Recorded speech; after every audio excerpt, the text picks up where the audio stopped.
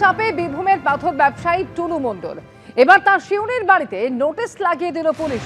নোটিশে 14 সেপ্টেম্বরের মধ্যে টুলু ওরফে নাজিবউদ্দিনকে আদালতে হাজিরার নির্দেশ দেওয়া হয়েছে। ঠিক কি রয়েছে এই নোটিশে, আরো বিস্তারিত জানবো। ভাস্কর মুখোপাধ্যায় টেলিফোনে রয়েছেন আমাদের সঙ্গে। ভাস্কর, দেখো, গতকাল রাতে পুলিশের পক্ষ থেকে টুলু মণ্ডলের যে গ্রামের বাড়ি সোৎসাল, মোহাম্মদ বাজারের সোৎসাল, সেখানে মাইকিং করা হয়েছে। সেখানে মাইকিং করে বলা হয় যে 14 সেপ্টেম্বরের মধ্যে তাকে সিউড়ি এসিজিএম আদালতে সেখানে আত্মসমর্পণ করতে হবে, কারণ তার বিরুদ্ধে যে অভিযোগ রয়েছে সেই অভিযোগের ভিত্তিতে তাকে আত্মসমর্পণ করতে বলা হচ্ছে।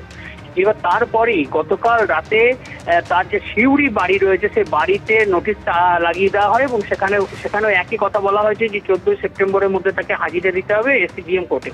কারণ আমরা দেখেছিলাম যে কোর্টে যখন এই মামলা চলছিল টুলু মণ্ডলের, তখন কিন্তু সরকারি আইনজীবী সরাসরি জানিয়েছিলেন যে আদালত থেকে তারা পেয়েছেন যে হুলিয়া জারি করা হবে টুলু মণ্ডলের নামে, এবং এই হুলিয়া জারির পরেই তার যে অ্যাসেট রয়েছে, অর্থাৎ 14 সেপ্টেম্বরের মধ্যে তিনি যদি এসিজিএম আদালতে হাজিরা না দেন, পরবর্তী স্টেপ হচ্ছে তার যে সম্পত্তি রয়েছে সেগুলিকে অ্যাটাচ করে নেওয়া হবে এবং এই প্রসেস চলবে কন্টিনিউ। কারণ যেহেতু তিনি পলাতক, তিনি কোনোভাবেই আদালতের কথা শুনছেন না এবং তিনি আদালতে আসছেন না, তাই তাকে নির্দিষ্ট দিন দেওয়া হয়েছে, এর মধ্যেই তাকে আদালতে হাজির হতে হবে।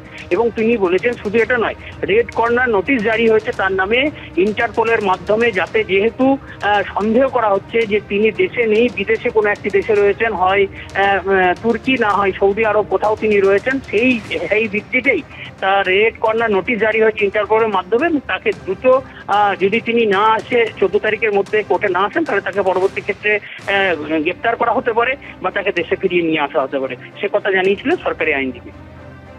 ধন্যবাদ ভাস্কর।